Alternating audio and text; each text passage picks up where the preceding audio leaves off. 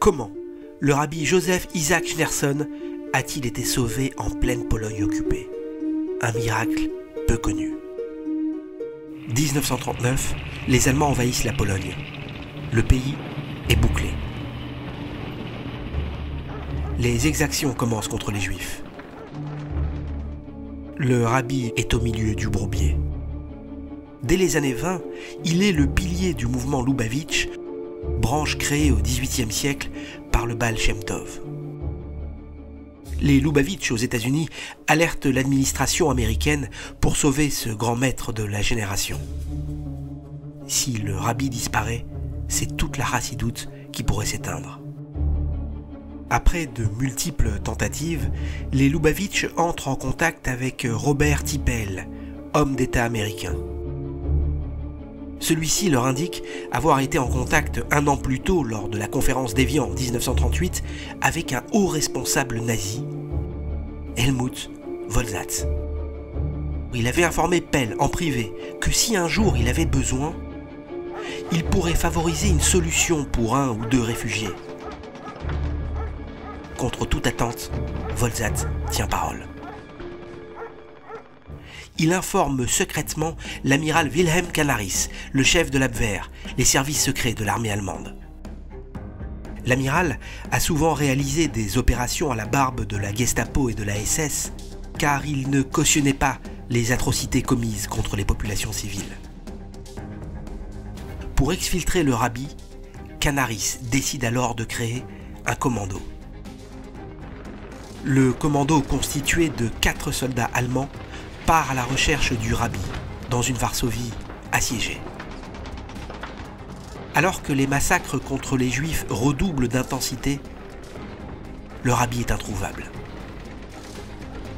Après des recherches infructueuses, les hommes trouvent la cage du rabbi dans une cave. Le rabbi accepte de les suivre, mais à une condition, être accompagné de sa famille et d'élèves de sa yeshiva, près de 15 personnes. Sinon, il ne partira pas. Canaris fait le nécessaire pour délivrer des visas à tout le groupe.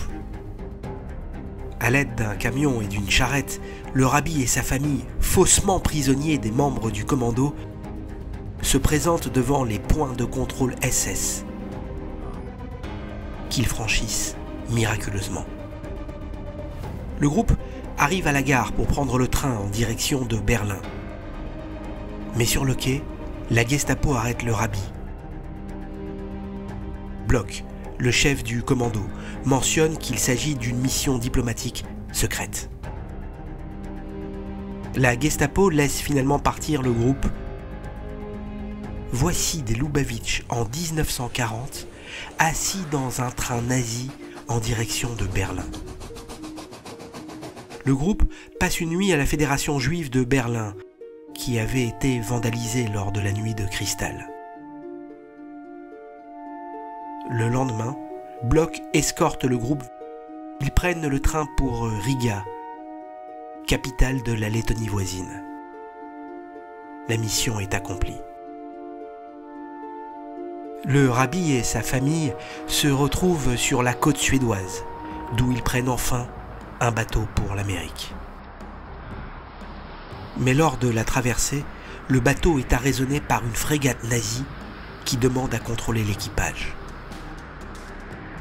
Une nouvelle fois, le rabbi passe miraculeusement au travers des mailles du filet.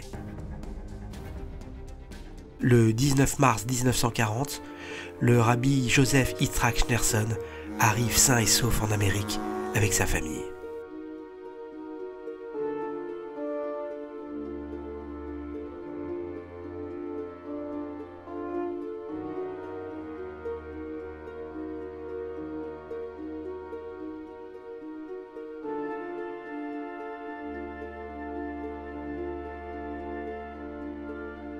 Il décède le 28 janvier 1950.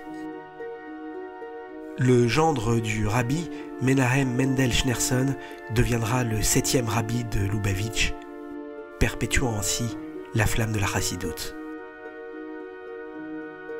Leurs tombes sont visitées par des milliers de personnes qui demandent des bénédictions et peut-être des miracles.